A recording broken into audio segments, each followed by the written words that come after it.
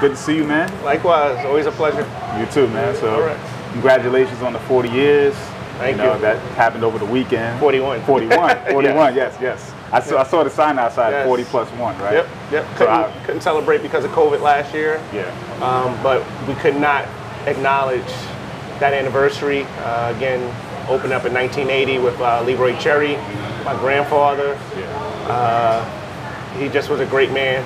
Obviously, his personality still exudes through his friends, if you can imagine that. I have people still to this day, he passed in 2000, that come to me and say, hey, your grandfather was my best friend. I'm like, he had about 100 best friends, but that's just a testament to what he meant to people. Right. And then that carried on. Those people still came here and patronized, even after he passed. And then there's obviously, bar business is cyclical, where every 3 to 4 years, there's a turnover of customers.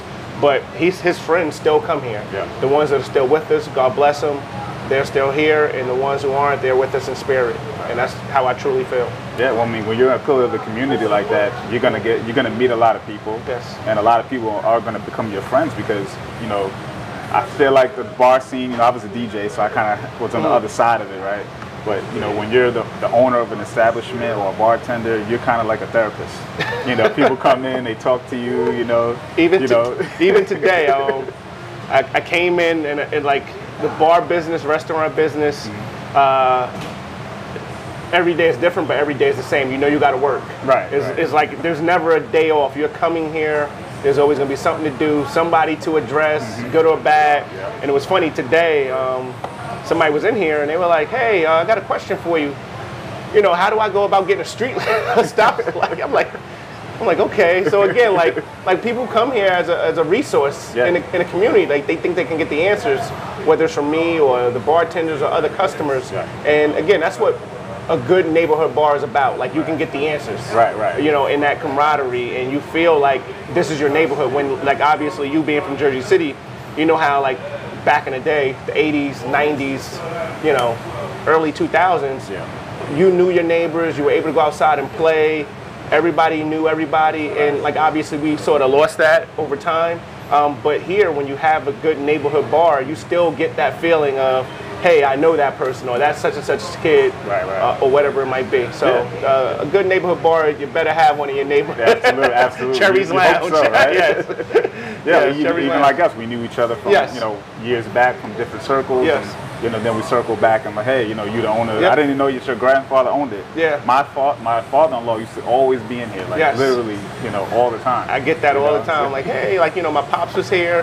The Assemblywoman Angela McKnight, we just did a birthday party for our father, who was a retired firefighter, Korean War veteran, World War II veteran, and she found the jacket, Cherry's Lounge jacket. Mind you, I believe he's 90 or 99. I'm sorry. Forgive me, Angela.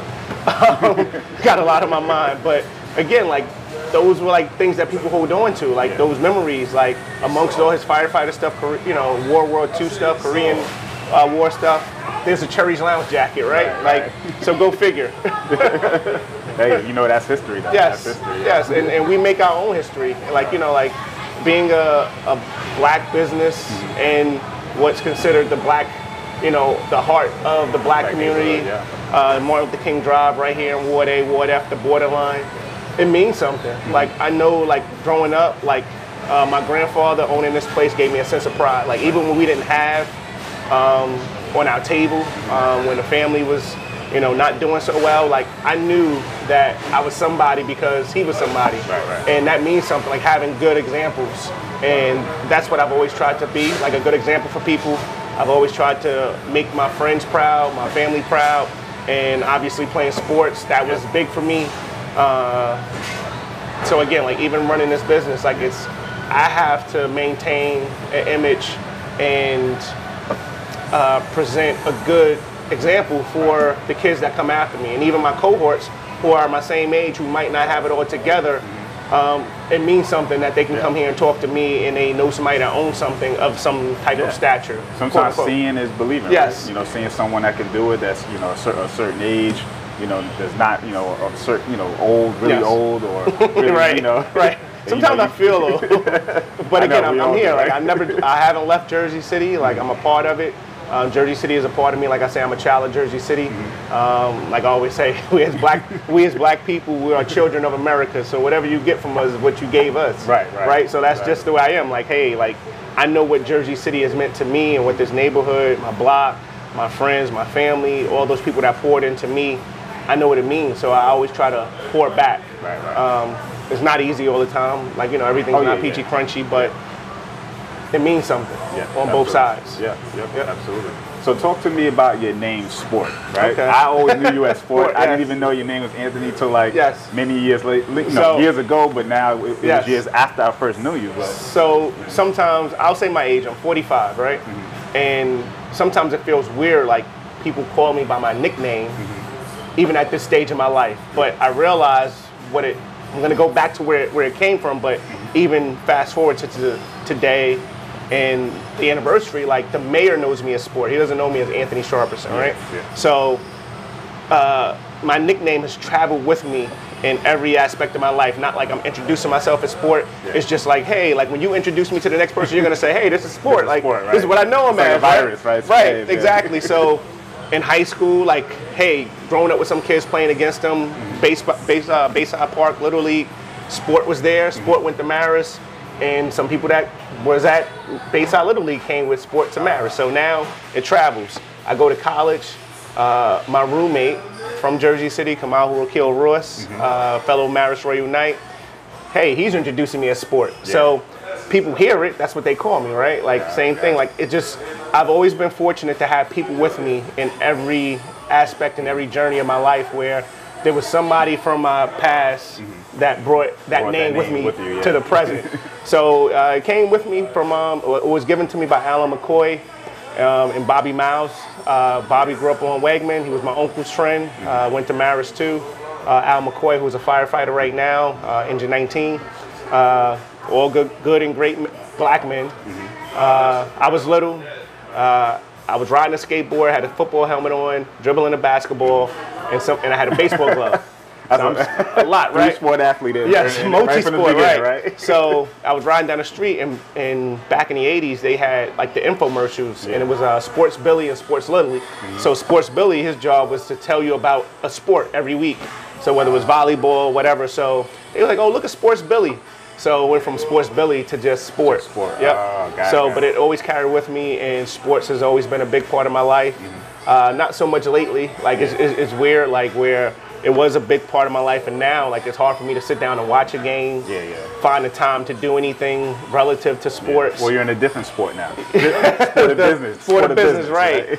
Yes. Good point. It is a sport. Yes, good point. Good point. Very, you know, you're running the team. Think about it like exactly, that, and that's. But again, that means a lot. Like so, recently I just got approved to be a franchisee of Checkers, and nice. I had to go through a multitude of interviews, and you know, like they're asking, like, how do you lead? You know, all those types of questions relative to being an owner, manager, operator, and going back to high school. I'm like, hey, like I was a quarterback, right? Like I thought I was good, but I couldn't be good without my offensive line. Couldn't be good without the receivers catching. So, yeah, you're going to always lead, but you're also going to go ahead and respect what other people do. Regardless of whether they get recognition or not, it's your job to involve them and make them feel a part of the situation, because every piece means something. And that's the way that I lead here. That's the way I lead when I'm at the firehouse. Like, hey, we're going to do this together. So, like, sports has always been big to me, like I just said, but like those principles of teamwork, camaraderie, never being bigger than the team means something. Like you'll get your recognition when it's due, but when we got to put this work on in practice, nobody else is watching, it's just us. So we got to get here and prepare, like preparing for Saturday, the 40-year anniversary. It was a few people that, you know, put extra effort into it. My sister did, for Tangela, my daughter, you know, dad, people making phone calls to things that nobody sees. You know, it has to get done. It has to get done, So again, that's part of being a team. Team, exactly. That's part of being a team, and like, you know, people wouldn't put themselves out there to do those things if they didn't feel a part of you. So again, that's what Cherry's Lounge has been for me, a part of me. It's been a part of other people, and that's what I try to give back.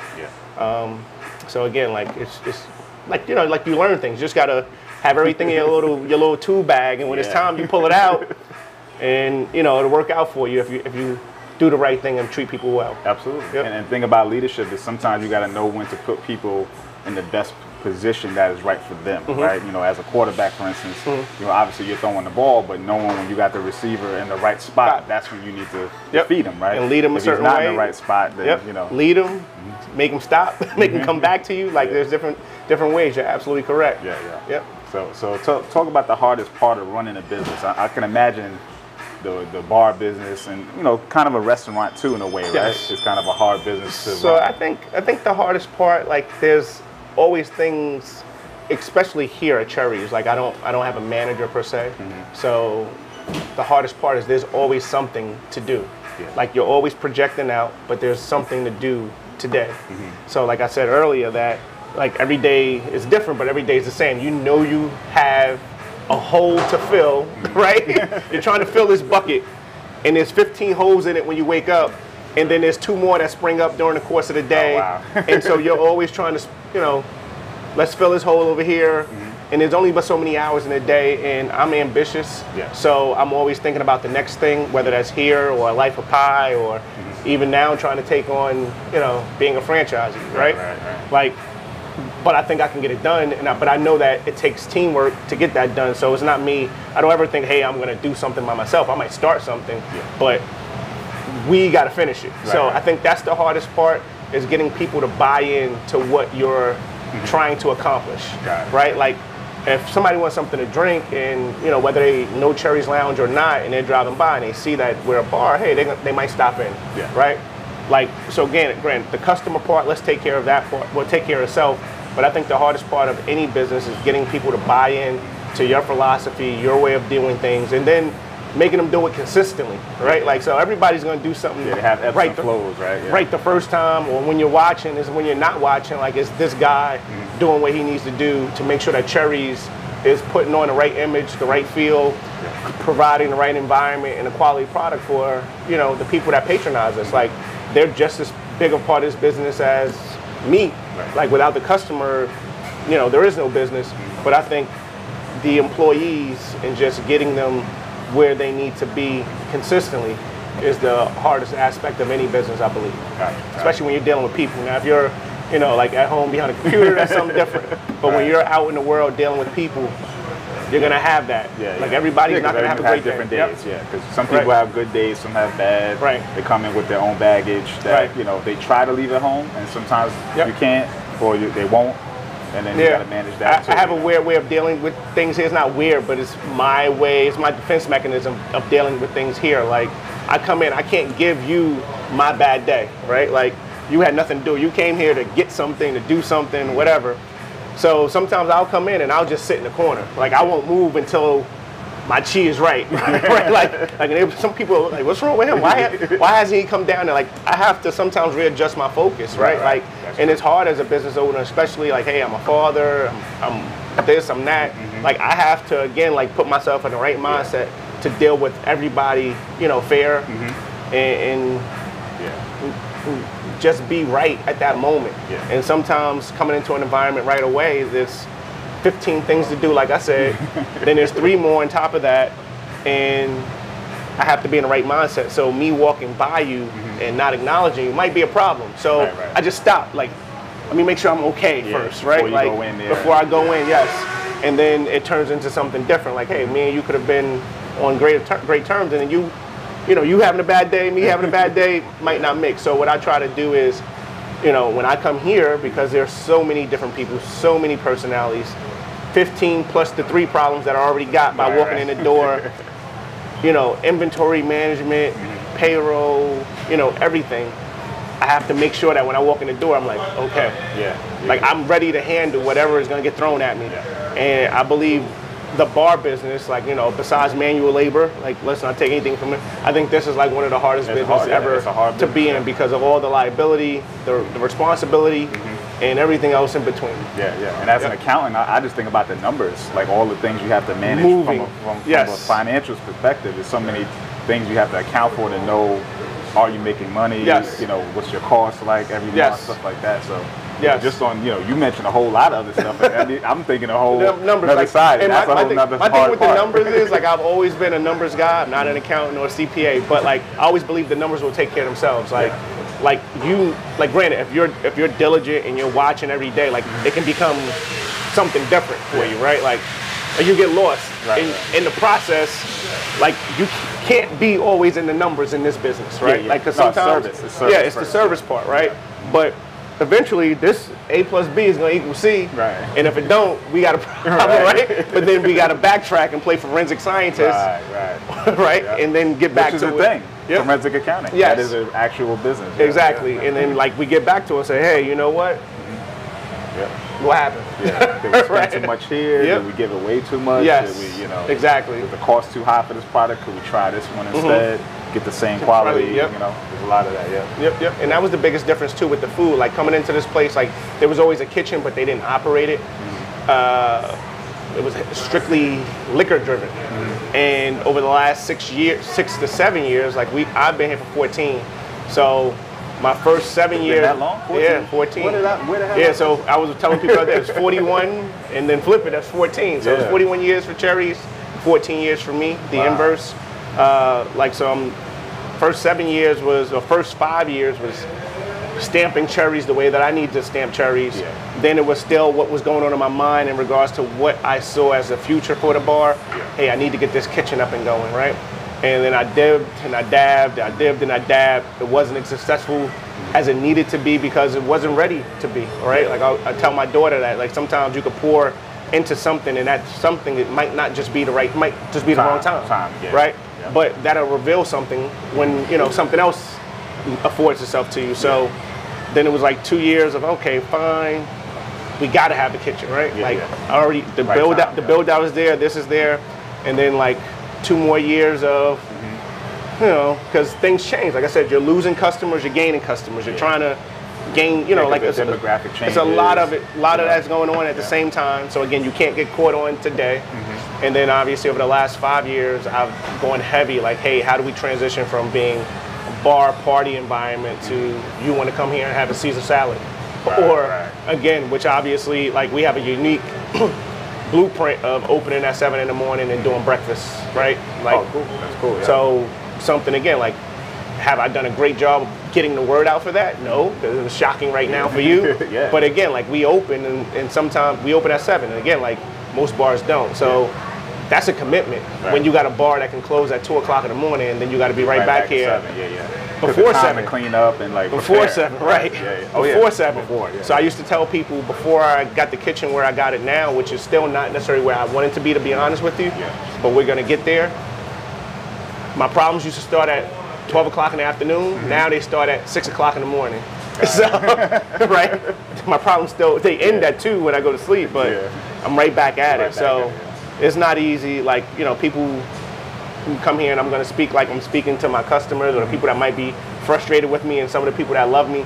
It's not easy doing this, right? Like, it's rewarding in itself when you see people have a good time. It's rewarding in itself when you know that it's something that you could take pride in. But we deal with a lot as Black entrepreneurs, from people wanting, hey, I come there every day, I want a discount. No problem, let me take care of you. Like, don't ask. That's why I always tell people, like, don't ask me. Like, I see what you're doing. Like, if you're frequent enough, I mean, you'll get yes, and some people don't even worry about that, right? Like, but there are people who do, right? And then there's people who feel like they have a say in your business just because they might know you, but you don't. Like, there's other things going on, right? Like, I still have the responsibility and the liability to deal with this. So ultimately, every decision falls back on me, the result of that decision. So, like, it's not easy running a Black business, Black-owned business. It's not easy running business, period. It's not easy running a business in what everyone considers the hood, but you take so much pride in, right? Like I had this argument with someone. We take pride in it when it's sexy to call it the hood. But when it's not sexy to call it the hood for some other reason, we don't take pride in trying to be part of the change. So you can't be flip-floppy about it. We either gonna be part of the solution or part of the problem. So, and that's what I tell people too. Like, when people complain about, oh, I haven't been in a while and like things change so much. Well, we're running a business, right? We still have to make sure that we're meeting whatever quota we're meeting. And if you want Cherries to look like the way that you want it to look, then invite your friends, right? Like, it's very easy for you to say, hey, I'm going to invite all my classmates to Cherry's. Now, guess what? Cherry's feels like your classmates, the way that you want it to feel that day. And a place of this size, 8 people makes a difference. Like, it can change their whole environment, the climate. Like, hey, we'll change the music. Hey, we'll do this.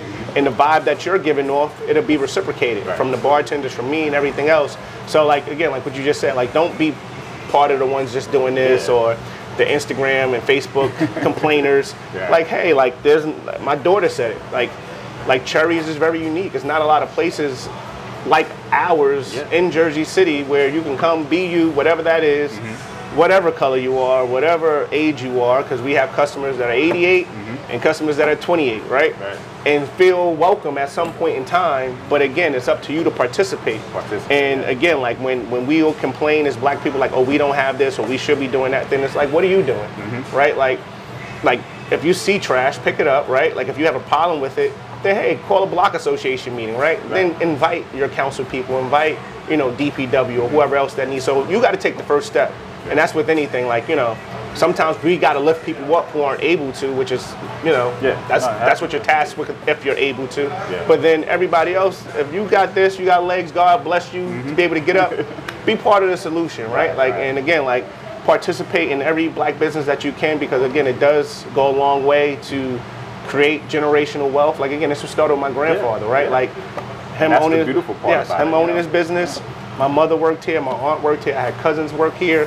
And again, it's putting food on the table. Like, nobody's getting rich where they don't have to work ever again. And everybody who's rich still works, right? Like, so I don't know what that thought process is. People don't want to work. That's the issue. But we're able to. People who love to work will continue to work whether they're wealthy or not. Because they want to create things. But we're able to take care of our families this way, right? Like, and again, like, this is the way we take care of us. Because if you came to me tomorrow and say, hey, I need a donation for some boxing equipment for this, it's not a problem. But Cherry's Lounge did that. My salary is, you wouldn't go ask a firefighter for a donation. You're going to go ask the business owner, right? And that's what people fail to realize. Like, you still have to participate because it can, whether it's you getting it back, it's still going to be somebody else. Because me knowing what was given to me, I give back. When people say, hey, I need equipment for this, or hey, I need this, just tell me what you need. I'll tell you what I can do. Right? There you go. And it's that simple. I'm never going to tell somebody, well, I might. But when it comes to like kids and giving back and education and athletics and just being entrepreneurs or even informational, I'm going to give it back because I know what was given to me. Like, nothing, you know, I earned everything I had, but it was a lot poured into me at the same time, and a lot of well wishes and a lot of prayers also. Sometimes you don't know the blessings you're getting. Exactly. It's coming from sources you don't even know or understand, you know, especially when you're young. It's coming from so many avenues, from different family members and organizations that you might have been a recipient of through an organization. You have no idea. So, exactly. And my daughter received scholarships. I as a kid, first jersey, those jerseys were donated, or not donated, but again, it was money that was raised. So you always have to give back as a business owner, but it's the same way. Like, hey, if you're going to ask a business owner for a dime, ask him how he can help you make that dime, or how you can help him make that dime. Because most of the times we'll open our doors for fundraisers and things of that nature, and I'm always willing to do that because it benefits the place, and then it also benefits you. So, like, again, like, we as black people have a lot of issues, but I think that the easiest thing to say is, hey, wake up tomorrow and say, hey, I get along with everybody. Until I don't get along with them, for a real reason. For a real reason, Right. So again, but we got to participate. Like, it's not easy. It's not easy.